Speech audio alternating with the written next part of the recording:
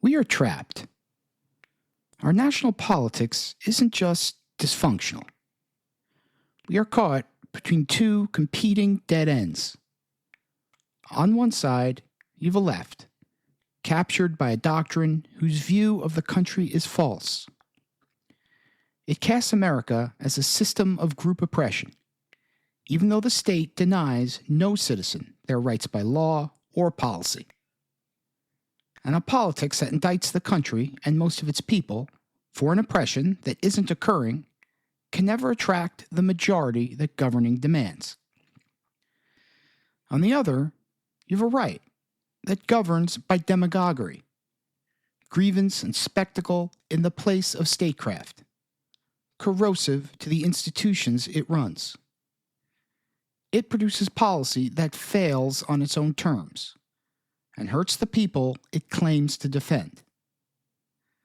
And because it is bound to one man, sustained by personal loyalty rather than results, it too can never attract that majority. So neither can truly govern, and instead they fight each other endlessly with rising intensity. And while they fight, the country's real problems go unsolved. The dichotomy seems unbreakable. But before we can talk about how to get out of this, we have to understand how we got here. We could start with the Obama years or the polarization of the 90s. But the moment this became impossible to ignore was the political rise of Donald Trump. His 2016 election victory surprised much of the country. It shouldn't have. Unease and discontent had been building for years, and the people in charge did not see it. It started with the economy. Over the span of a generation, the country went through the most profound economic transition since industrialization, the shift from analog to digital. Now, every major technological change destroys some industries and builds new ones. That part was not new. What was novel was the scale and the speed. A network supercomputer in nearly every pocket. A restructuring of ordinary life as profound as the discovery of fire. It produced enormous wealth. And it arrived alongside a quieter change in what a corporation was understood to be for. Sometime in the late 20th century, American capitalism stopped trying to balance the interests of workers, owners, and communities, and reorganized itself around the financialized model of shareholder primacy. The corporation became a vehicle to maximize short-term stock value above all else. Coupled with this new technology, that single-mindedness became lethal to the American worker. High-speed communications networks and modern logistics erased the information lag that had once made offshoring too risky to attempt at scale. A factory town in Ohio that had been viewed as a source of national strength now read, on a balance sheet, as a liability. So factories were shuttered, and the work was unbundled and shipped out. The high-paid, intellectual jobs stayed concentrated in a handful of prosperous cities. And the physical work went wherever on earth it was cheapest. The result was a system that worked beautifully for the people at the top, but slowly rendered the local American worker's greatest asset, their physical presence, economically obsolete. We were told this was progress, and on a spreadsheet it was. Consumers got lower prices. GDP grew. But the economic sovereignty of entire regions of the country was traded away. In 1950, manufacturing was 27% of the American economy. By 2015, it was 12%. The financial sector tripled in size. And during this time, it was not just the economy that was changing. The makeup of the country was changing too. Across 4 decades, sustained immigration, a great deal of it across a border the government chose not to control, shifted the composition of the country. By 2015, the foreign-born share of the population was approaching 13.5%, climbing toward the highest level on record. history is fairly consistent on what happens next. Demographic change at that speed invites a reaction. It produced the Know-Nothings against Irish and German Catholics in the 1850s. It produced the immigration restrictions of the 1920s. It is the pattern. It is also human nature. Across eras and cultures, people react to rapid change in who lives among them. The impulse to separate the familiar from the unfamiliar is old, and it runs deep. It is what usually happens, and there was little reason to think this time would be the exception. At the same time, the culture itself was moving. The social changes that had begun decades earlier finally reached the commanding heights of corporate life, the universities, the institutions that set the terms of public respectability. For many Americans, this was a long overdue inclusion, and they were right to welcome it. But for others, particularly those already losing economic ground, it registered as the rapid displacement of a world they had understood, decided somewhere above them, with no say in the matter. And underneath all of it, the institutions themselves were losing their credibility. Stack up the public record of the preceding 15 years. September 11th, Afghanistan, Iraq, then the financial crisis, in which the banks were made whole and ordinary mortgage holders were not. The recovery that followed was slow and visibly uneven. The dysfunction in Washington was open and consistent. The conclusion a very large part of the country drew from all of this was not subtle, and it was not obviously wrong. Washington could not deliver.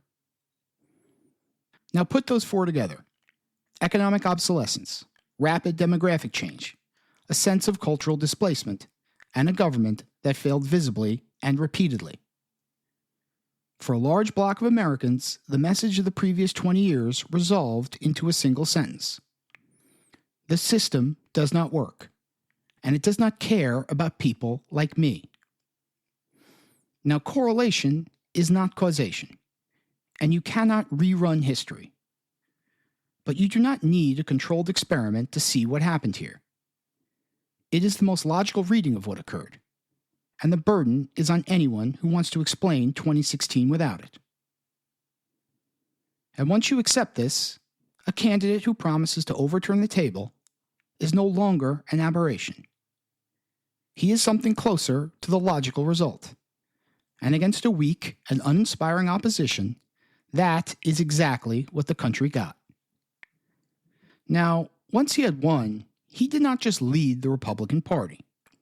He absorbed it, and with it, the party's power and the personal loyalty of its voters. Loyalty to the man, not to anything he would do with it. The people who held the old institutional line discovered there were no longer voters behind that line to protect them. They were defeated in primaries, they retired, or they converted. Within a few years, there was effectively no center-right left inside the party with the standing to restrain him. The center-right did not lose an argument. It discovered it no longer had a constituency. His first term on policy was largely conventional Republican fare: tax cuts, deregulation. And while Democrats certainly opposed them, their reaction to his rhetoric was visceral. He was deliberately profane, deliberately insulting, deliberately demeaning. To the Americans who had spent decades gaining cultural standing, his election did not read as an ordinary political defeat. It read as a personal repudiation, and as a direct threat to the more pluralistic country they believed they were building. The response was not moderation. It was escalation. The ideology that drove it was not itself new.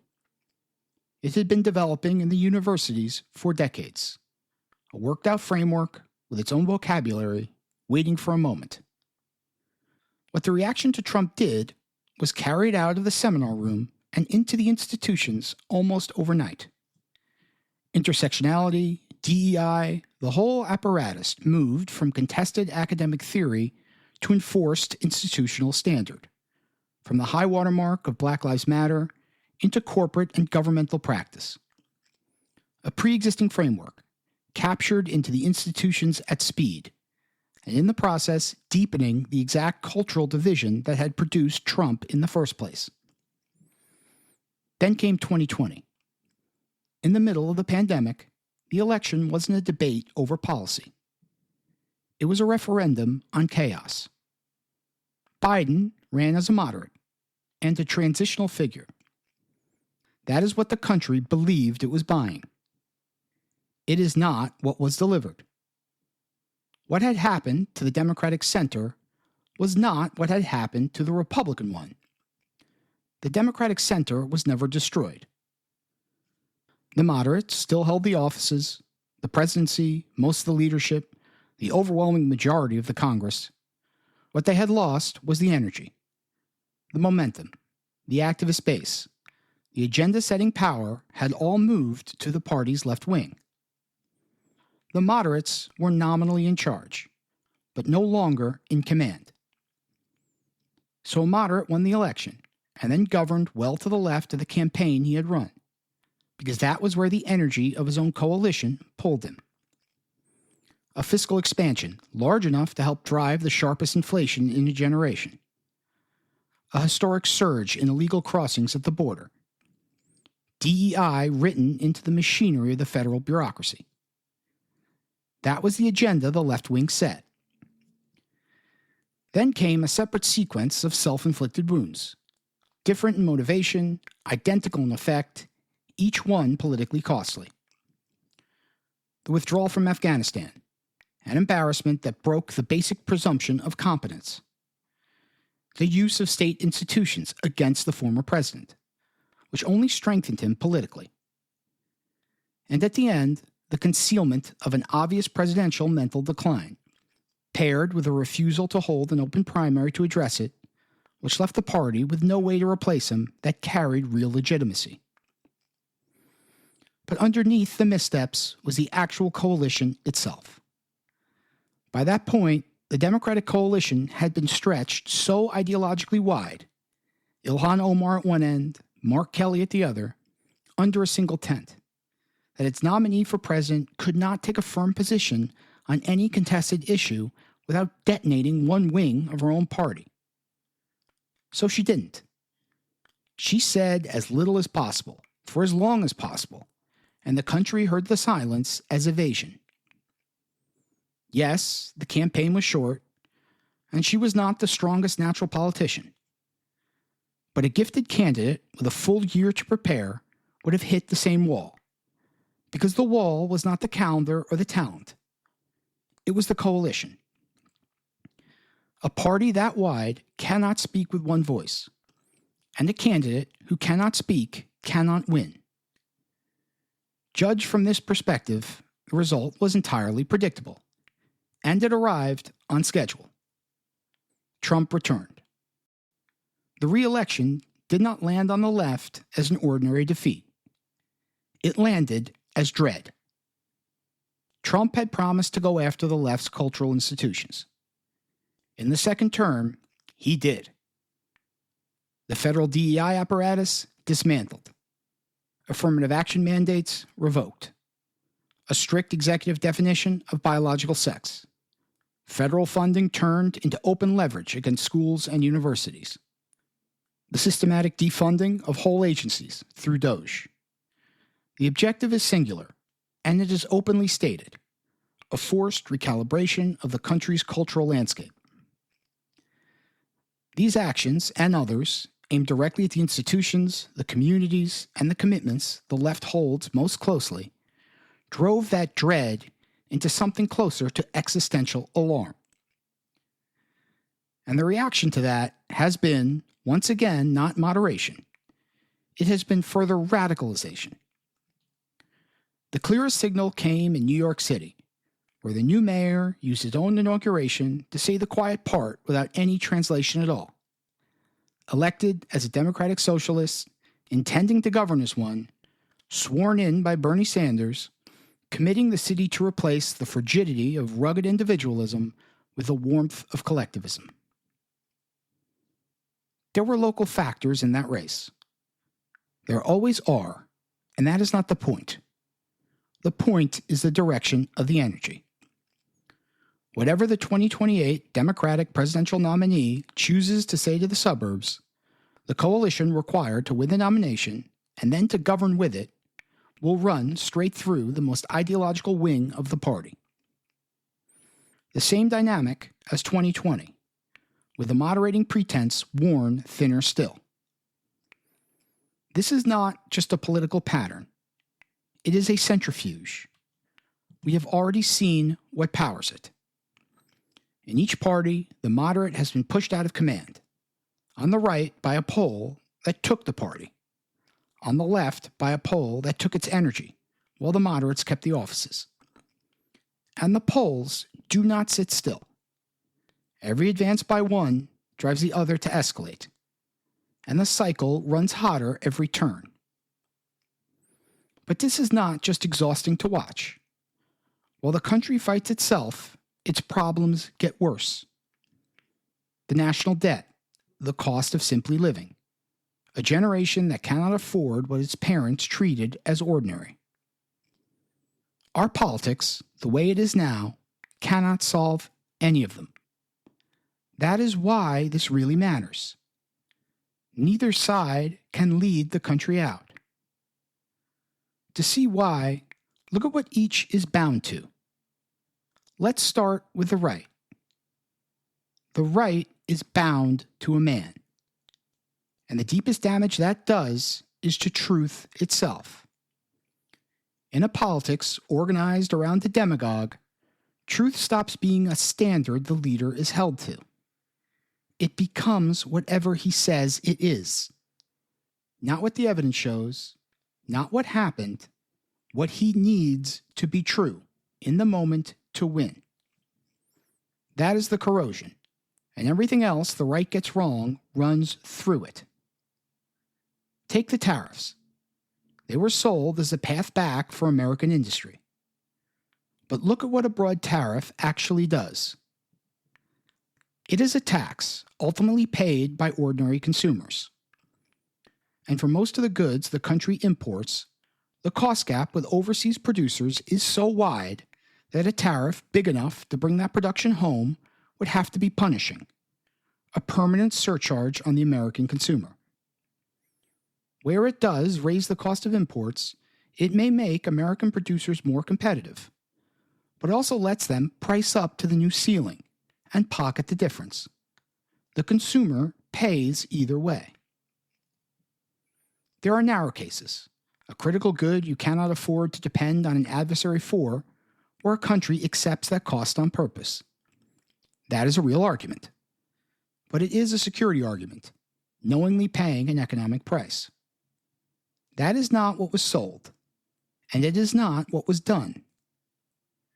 Then the Supreme Court struck down the authority he had used to impose the duties. And here is the tell.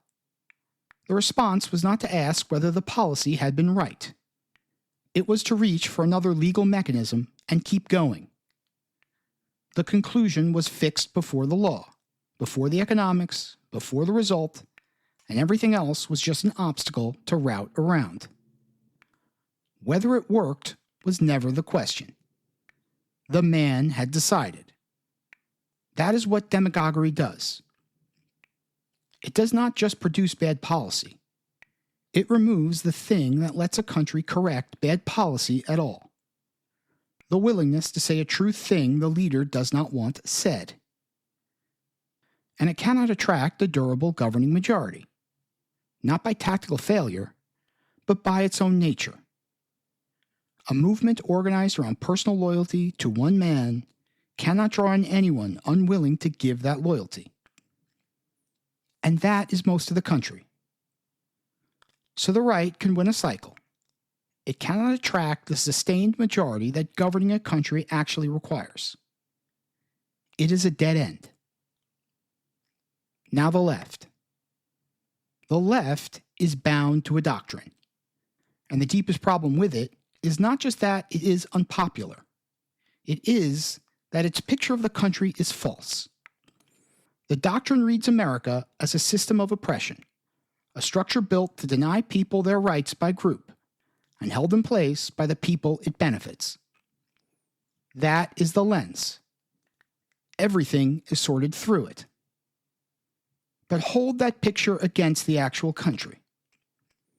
Oppression is a specific thing. It is the state, the government, denying citizens their natural rights, by law or by policy. So point to it. In America today, there is no law that denies rights to a class of its own citizens. The statutes that once did were struck down, fought down, died, many of them at extraordinary cost, by the hands of the very country the doctrine says is built to keep them in place. What exists instead is inequity. Groups end up in different places for a tangle of reasons: history, economics, culture, family, chance. That is real, and it is worth taking seriously. But inequity is not oppression. An uneven outcome is not the same thing as a government denying you your rights. And the doctrine's defining move, the thing that makes it false about the country, is to collapse the two, to treat every gap in outcomes as proof of a system of oppression, when the system it describes, the one that denies rights by law, is not there. That is the substance of the flaw, and the structural failure follows from it directly. A politics whose starting point is that the country is an engine of oppression, and that most of the people in it are either working it or blind to it, cannot attract those people. No one walks towards a movement that has already indicted them. That failure isn't an accident. It is exactly what the doctrine guarantees. Nor will it craft the right policies if it misdiagnoses the country those policies are meant to serve. It is a dead end too. So there are two failures here, but each of a different kind. The rights failure is a failure about truth. Bound to a man, it cannot call anything he does a failure, so nothing he does can ever be fixed. A politics that cannot admit it is wrong cannot govern. The left's is a failure about the country. Bound to a doctrine, it cannot see that the country it describes is not the real one, so it cannot speak to the country that is actually there. One cannot admit it is wrong, the other cannot see the country as it is. Different in kind, identical in consequence, neither can attract, let alone inspire, the majority the country would need to solve anything. And each one, handed power, produces the backlash that hands it to the other. These are not the two options that we should be choosing between. So why not just build something outside both then, anchored to neither pole, and take it to the country? That instinct is right. But the two poles are only part of it. There is another component, built to stop exactly that. It is a machine that grinds down almost anything else before it can even reach the public. Two pieces, and they lock together. The first is the electoral structure. Most legislative seats in this country are no longer competitive in a general election. They are drawn in advance to be safe for one side. When the general election is settled before it is held, the only election that decides anything is the primary. And the primary is decided by the most committed, most ideological slice of each coalition. So the candidates built to reach the entire electorate are not defeated in November. They are eliminated in the primary before the rest of the voters ever get to cast a ballot. The machinery does not merely tolerate the polls. It removes the reasonable alternative early, quietly, where almost no one is watching. The second part is the media and the platforms. And the mechanism is simpler. Loud is engagement, controversial is engagement, engagement is money. The business model does not pay for explaining the problems. It pays for the fight. So the calm, coherent voice, the one built to gather a majority rather than inflame a faction, does not just lose. It is never amplified, never funded, never heard at the volume the fight is heard. One part removes the alternatives before it can run. The other drowns it out if it runs anyway. The polls are what start the fight. This machinery is what makes sure nothing else can ever win. Together, they are the trap.